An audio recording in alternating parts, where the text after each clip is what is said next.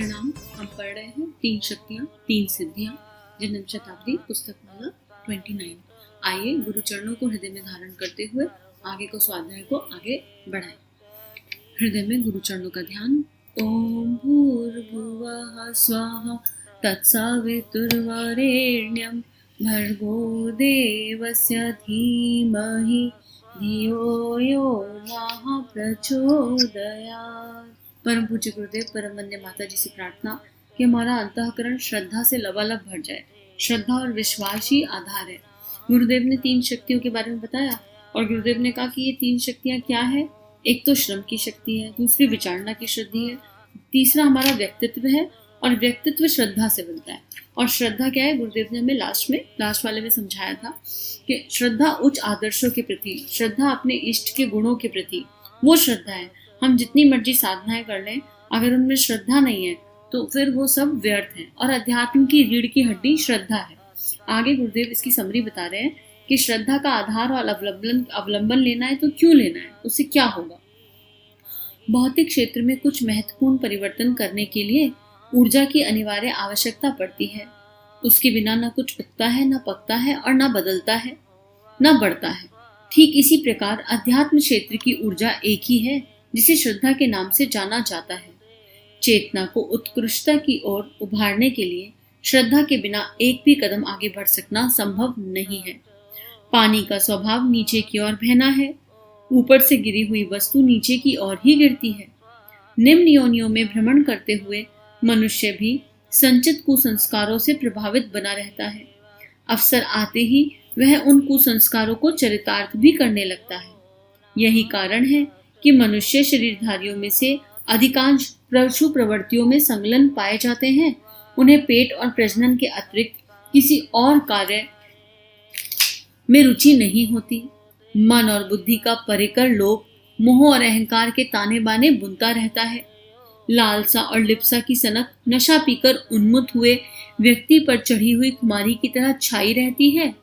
इसी में उसे अपनी बुद्धिमत्ता और सफलता भी दिखती है। कई बार तो वह इस स्थिति पर भी गर्व कर लेता है और बढ़ी हुई दुर्भावना तथा दुष्प्रवृत्तियों की दिशा में और भी अधिक बढ़ता चला जाता है।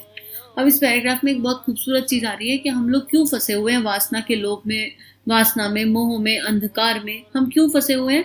क्योंकि हम लोगों ने कई जन्म लिए, कई जन्मों से यात्रा चल रही है और हर तरह की श्रेणी से होकर गुजरे होंगे। हमको स्मरण ही नहीं कि हम क्या कर आए हैं, क्या नहीं कर आए, पर निश्चित रूप से हर योनि से होकर आए। और क्योंकि हर योनि से होकर आए तो हमारे अंदर वो सारे संस्कार हैं जो मनुष्य योनि के हिसाब से अनावश्यक है। भाई पशु पक्षी कुत्ता बिल्ली का जीवन जीने तो नहीं आए ना, हम यहाँ पर कुछ तो श्रेष्ठ करने आए हैं। अब लेकिन क्योंकि अंदर वो संस्कार पड़े हैं तो वो संस्कार खाद पानी पाते हैं, अपने आसपास इस तरह की एनर्जी को फील करते हैं तो वो चरितार्थ हो जाते हैं और वही संस्कार बढ़ने लगते हैं। उसमें क्योंकि हमें विवेक मिला है, मनुष्य है ना, विवेक मिला है, हमें विवेक मिला है, ज्ञान मिला है और हमको पता होता है कि हम गलत दिशा में बढ़ रहे हैं। तो उस समय अगर हमने अपने आप को नहीं रोका, वहां पर श्रद्धा की शक्ति चाहिए, वहां पर संकल्प की शक्ति चाहिए, वहां पर गुरु की शक्ति चाहिए। अगर उस समय हमने गुरु चरणों को नहीं पकड़ा, अपने आप को नहीं रोका, तो फिर हम जो है नीचे नीचे नीचे गिरते जाते हैं। और इसमें भी कुछ लोग ऐसे हैं जो उस गलत संस्कार को ही अपना अहंकार पोषण करने लगते हैं। हम जैसे मान लो किसी में क्रोध का संस्कार है और उस क्रोध के संस्कार से वो लोगों को कंट्रोल कर पा रहे हैं, तो वो इसी में अपनी शान समझने लगे, तो फिर इसका क्या ही समाधान है? फिर तो वो और गलत दिशा में बढ़ रहे हैं ना। तो गुरुदेव उसको समझाने की कोशिश यहाँ कर रहे हैं कि अब ये प्रवाह है, ये ऐसा चल रहा है और इसीलिए कलयुग चरम सीमा पर है क्योंकि सब अपना काला ही सोच रहे हैं। मैक्सिमम लोग सतयुग की दिशा में कोई सोच ही नहीं रहा, अपनी गलतियों को कोई अनुभव ही नहीं कर रहा, हमें ठीक कहाँ करना है, आत्म परिष्कार कहाँ होना है, वो समझ ही नहीं आ रहा। अब आगे गुरुदेव लिख रहे हैं, यह लोक प्रवाह हुआ, चर्चा इससे प्रतिकूल पक्ष की करनी है। ये तो सब हो रहा है लेकिन हम यहाँ स्वाध्याय कर रहे हैं तो इसका कोई तो कारण होगा। तो गुरुदेव ने जल का एग्जाम्पल दिया ना कि पानी नीचे की ओर गिरता है स्वभावतः, लेकिन जब उसे ऊपर उठाना होता है तो मोटर लगानी पड़ती है, पंप लगाना पड़ता है और उसमें करंट पास करना पड़ता है, उसमें कुछ पावर पास करनी पड़ती है, तब कहीं मोटर से पानी ऊपर की ओर चढ़ता है। पानी को ऊपर की ओर चढ़ाने के लिए एक आउटसाइड फोर्स चाहिए होता है। तो यहाँ पर जब हमें आत्मिक प्रगति करनी है तो इसके दो ही पक्ष हैं। एक पहला पक्ष है आत्म सुधार और दूसरा है आत्म सुधार आत्म विकास और दूसरा है लोक मंगल का पुण्य परमार्थ। यही दो पक्ष हैं आत्मिक प्रगति के। आत्मिक मतलब इवॉल्व हम एक आत्मा के जैसे इवॉल्व तो हैं हो, अभी हम पशु वृत्ति से मनुष्य वृत्ति और फिर देव वृत्ति की तरफ बढ़े तो सही। तो पहले पशुवत संस्कार खत्म करके सामान्य मनुष्य बने, फिर अपने अंदर के देवत्व के जागरण की यात्रा पर चलें, और जब भीतर का फूल खिल जाएगा तो खुशबू फैल जाएगी, तो लोक मंगल और पुण्य परमात्मा खुद हो जाएगा। लेकिन उसके लिए आत्मनिर्माण समाज की सबसे बड़ी सेवा, आत्म सुधार और आत्म विकास एक पहला स्टेप है। इन्हीं दो आध्यात्मिक और आत्मिक प्रगति का आधारभूत लक्षण माना गया है। इन प्रयत्नों को कुछ लोग करते भी हैं, वह तो एक कोतूल की तरह यत किंचित ही बन पड़ता है। अंतराल की गहराई तक जमी हुई पशु प्रवृत्तियों से जूझना सहज काम नहीं। वे छापामार नीति की अभ्यस्त होती हैं, दबाव पड़ने पर दब भी जाती हैं, पर जब भी चौकीदार को बेखबरी होती है तभी हमला बोल देती हैं। इस प्रकार करा धरा सब कुछ गुड़गोबर होता रहता है। आत्मिक प्रगति के लिए किए गए प्रयासों की गर्मी ठंडी होते ही फिर पुराना माहौल अपना आधिपत्य जमा लेता है। साधुकों की असफलता का मुख्य कारण प्राय यही होता है, वे जागरूकता और निष्ठा को सतत निरंतर बनाए नहीं रह पाते। कितना गहरा स्वाध्याय है ये, कितनी गहरी बात लिखी है। मान लो हमको कोई एक ऐसी आदत है जो नहीं होनी चाहिए। फॉर एग्जाम्पल, मान लो चाय पीने की आदत है। अब अपने ऊपर कड़ा काम किया गया, तप तितिक्षा की गई और इस चाय पीने की आदत को छोड़ा गया, छूट गई आदत, और आपने 1 साल 6 महीने साल भर चाय नहीं पी।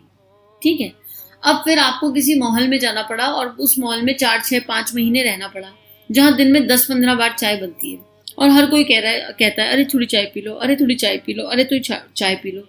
अब चाय पीने की आदत थी, उस पर काम किया था, उसको छोड़ा था मेहनत हिम्मत करके, लेकिन ये जो संस्कार होते हैं ना अनावश्यक, ये अंदर गहरे गहरे गहरे पड़े होते हैं। हमने तप तितिक्षा से दबाव डाला, वो दब गया, लेकिन जब उसको वापस अपने जैसे भाई बहन टाइप संस्कार मिले, उसको खाद पानी मिल गया, तो फिर 1 कप पी ली किसी कहने पे पहले, फिर एक बार 1 कप और पी ली, और ऐसे करते करते वो आदत दोबारा कब और कैसे आ जाएगी इसका पता ही नहीं चलेगा। अब इससे बाहर निकलने के लिए क्या करना है? गुरुदेव बोल रहे हैं कि सारी मेहनत खराब हो गई ना, जो तप तितिक्षा की थी, दोबारा चाय की आदत पड़ गई। बहुत सरल एग्जाम्पल है, बहुत कॉमन है। चाय का तो सभी को रहता है ना, बहुत लोगों को रहता ही है, तो बहुत कॉमन है। अब यहाँ पर गुरुदेव कह रहे हैं कि जरूरत क्या है? वहां जरूरत है साधना की, जागरूकता की, बस कि नहीं मतलब नहीं। क्योंकि इसमें किसी का, अगर यहाँ पे आपने किसी को चाय के लिए मना कर दिया तो इसमें किसी का नुकसान तो नहीं हो रहा ना। इसमें आपका एक नियम है, आप नहीं पीना चाहते और किसी का दिल रखने के लिए पीना, तो कह दो हमें गर्म पानी पिला दो। भावनाओं को, अगर किसी की भावनाओं को ही रखना है तो गर्म पानी P low, warm water P low, है ना। लेकिन अगर हम कर्तव्य निष्ठ हैं, अगर हम जागरूक हैं, तो हमको उस निरंतरता को बनाए रखना होगा। आगे गुरुदेव लिख रहे हैं, आत्मिक प्रगति के लिए 2 उपचार निरंतर करने रहने की आवश्यकता पड़ती है। एक संयम साधना व दूसरी परमार्थ परायणता। संयम, हर तरह के संयम की बात है, इंद्रिय संयम, अर्थ संयम, विचार संयम, समय संयम। संयम पे गुरुदेव हमें कई बार समझा चुके।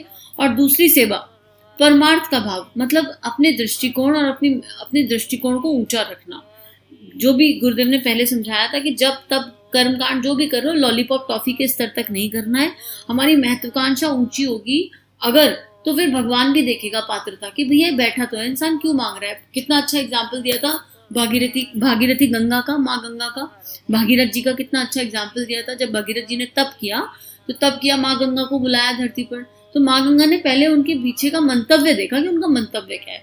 तो हमारा मंतव्य परमार्थ का होना चाहिए, स्वार्थ का नहीं होना चाहिए। मंतव्य अगर सही है तो बाकी सारी बात अपने आप बन जाएगी। अब ये दोनों अगर हैं तो फिर अपने आप आत्म सुधार हो गया, और आत्म सुधार से आत्म विकास हो गया, और ये हुआ, और मंतव्य उचित है, तो फिर सब कुछ अपने आप घटित होने लगेगा। फिर अनुदान, वरदान, रिफाइनमेंट ऑफ पर्सनालिटी सब अपने आप घटित होने लगेगा। आगे लिख रहे हैं, इन दोनों में ही प्रत्यक्ष हर किसी को घाटा दिखता है। संयम की दिशा में जितना बढ़ा जाता है, उतना ही सुख सुविधा में, वासना विलासिता में, ठाट बाट में कटौती आरंभ हो जाती है।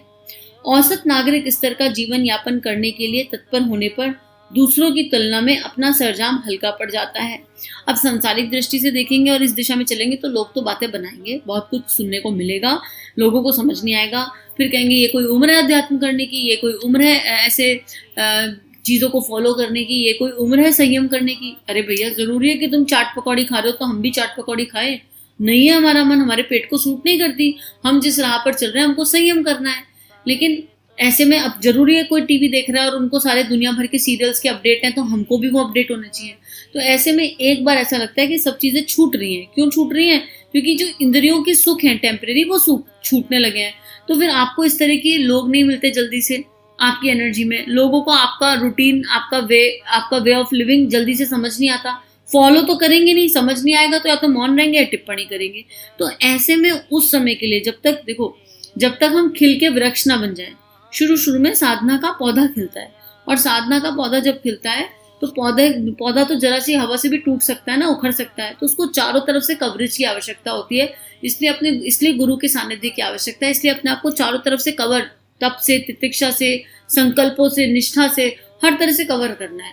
जब आपको ये श्योर हो जाए कि अब जिस संस्कार पे आपने काम किया वो संस्कार वृक्ष बन गया, और ऐसा वृक्ष बन गया है कि अब उसके जो फल है वो दूसरे भी खा सकते हैं। मतलब आप इतना स्थित हो गए हो अपने संस्कार में, इतना परफेक्ट हो गए अपने संस्कार में कि आपकी एनर्जी से वो रेडिएट होता है और आप किसी से इन्फ्लुएंस नहीं हो गए। अब आप लोगों को इन्फ्लुएंस करने की शक्ति रखते हो एज एन इंस्ट्रूमेंट।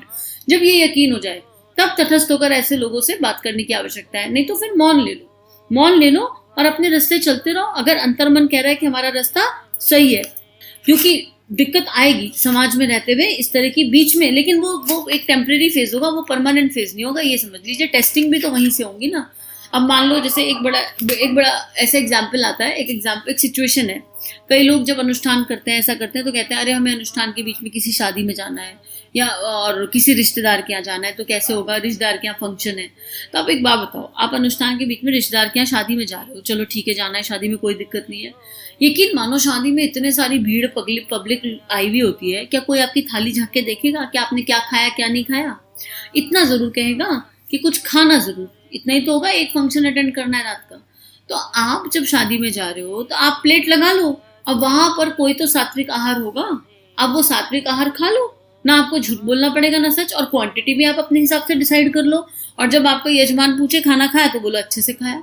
ये एक्चुअली मेरा खुद का मन है जो मचल जाता है, अपना खुद का व्यक्तित्व है, अपने खुद की इंद्रियां हैं जो चंचल हो जाती है। शादी में जाएंगे और खाकर ना आए, ऐसे कैसे? और शादी में गए 500,000 का लिफाफा पकड़ाया, वसूल करके ना आए, ऐसे कैसे? बहुत सारे थॉट चल जाते हैं अपने अंदर। तो वो तो एक रीजनिंग है जो हम अपने मन को एक्सक्यूज करके देते हैं, है ना। इसलिए समाज भी बाधा नहीं बनता अगर हमारा मन पक्का हो गया किसी काम के लिए, हम श्रेष्ठ संकल्प पे हैं, तो वो ब्रह्मांड और पूरा यूनिवर्स हमारी सहायता करता है। लेकिन टेस्ट जरूर होंगे और वो टेस्ट होने आवश्यक भी है। तो आइए परम पूज्य गुरुदेव वंदे माता जी से प्रार्थना करें कि हम भी आत्म सुधार की यात्रा पर, आत्म विकास की यात्रा पर श्रद्धा के साथ कदम रखें और हम सभी का जीवन गुरु तत्व के सूक्ष्म सानिध्य में मंगलमय हो। सभी को हमारे YouTube चैनल को सब्सक्राइब कीजिए और बेल आइकन पर क्लिक कीजिए ताकि आने वाली सभी वीडियो की नोटिफिकेशन आपको मिलती रहे। आप सभी को बहुत बहुत थैंक यू।